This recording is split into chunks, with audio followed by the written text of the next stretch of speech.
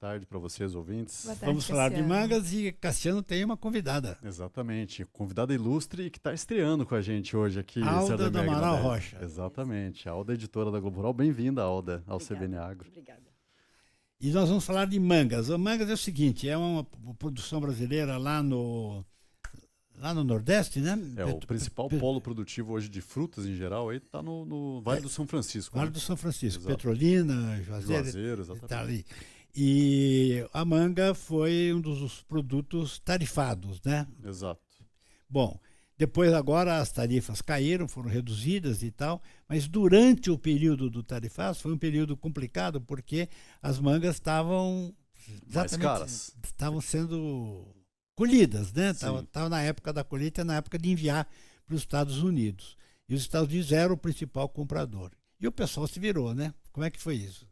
Então, nessa viagem, a gente visitou produtores e exportadores e eles contaram que no início houve uma apreensão muito grande porque havia um medo que o Brasil fosse inundado aí o mercado doméstico, né, daquela variedade Tome, que é a variedade que os Estados Unidos mais compram. E no final das contas isso não aconteceu. Porque houve uma... Eu conversei com o pessoal da Associação de Exportadores também, eles dizem que houve um bom senso, né? Então, os exportadores brasileiros conversaram com os importadores americanos e eles chegaram a um consenso. Eles dividiram o custo da taxação dos 40%, 50% no final das contas. Porque né? não queriam ficar sem manga. Exato, porque os Estados Unidos não podiam ficar sem aquela manga. E para o Brasil era importante exportar, lógico, para não ter essa inundação de manga aí no mercado interno. E aí, com isso, as exportações acabaram até crescendo. Eu até trouxe meu dado aqui para colar. Cresceram 16% em volume nesse período, um pouco mais de 3 meses, né, em que os Estados Unidos impuseram aí a taxação à manga. Mas a receita que o Brasil recebeu com essas exportações foi menor, o que significa que houve uma queda de preço. Reduziu o preço para poder exportar, né? E também, mas o muito importante foi esse consenso, essa negociação, para que cada parte, né, envolvida ficasse aí com um pouco desse custo. E justamente porque o preço caiu, talvez tenha sido mais fácil negociar, porque o produto estava mais barato, tinha a tarifa, mas aí né, prevaleceu ali o bom senso, como você falou. Alguns produtores com quem eu estava numa viagem com outros jornalistas, e esses produtores falaram que eles venderam até mais. Olha. Foi até melhor do que havia sido em outros anos. Então, surpreendeu. Num primeiro momento, havia um temor muito grande, mas, no final das contas, acabou não sendo negativo. Agora, eles estão preocupados, porque ali é uma região também importante em uva, né? porque a taxação sobre a uva continua, né? Está mantida, né? Está mantida. Então, Agora, eu também havia lido que o pessoal das produtoras de manga encontraram outros clientes, né? Então, essa viagem com esses jornalistas incluía também uma missão de alguns potenciais importadores estrangeiros, que é um projeto do SEBRAE, Apex e CNA, que traz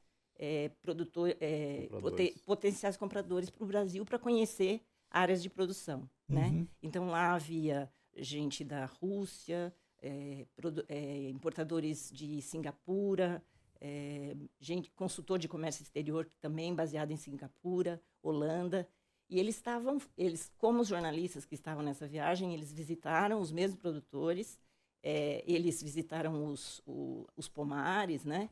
Conversaram, ouviram as mesmas explicações, e eles, assim, aqueles com quem eu conversei, eles ficam muito encantados com o potencial do Brasil, eles, por exemplo, eles não sabem que tem produção de vinho no Vale do São Francisco. Uhum. Né? Outra coisa que não vem pessoalmente, né? E então eles saíram bastante, assim, a sensação, na minha conversa com eles, que eles estavam bastante bem impressionados. E quando eles veem as frutas, né, e são de locais onde você não tem toda essa oferta, né? E então a sensação assim é que eles saíram bem impressionados do Brasil. E com esse projeto, a ideia é você abrir espaço para pequenos produtores também poderem exportar, né?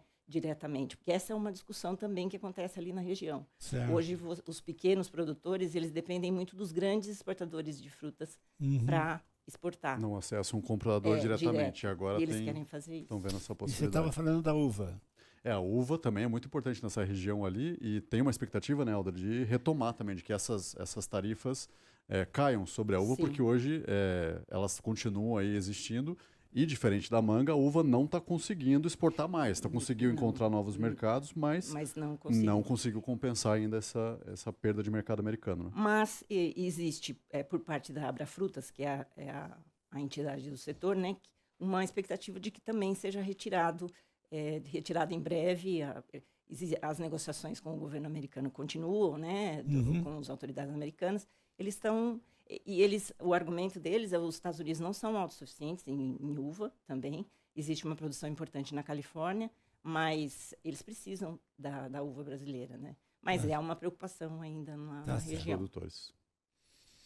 Cassiano Ribeiro, muito obrigado pela sua participação. Obrigado, muito obrigado aqui pela estreia aqui da nossa Alda do Amaral Rocha, editora do Globo Rural. Volte sempre. Obrigado, Nadege. Obrigado, Sardenberg. Obrigado, Alda. Muito obrigado. Até uma próxima, hein?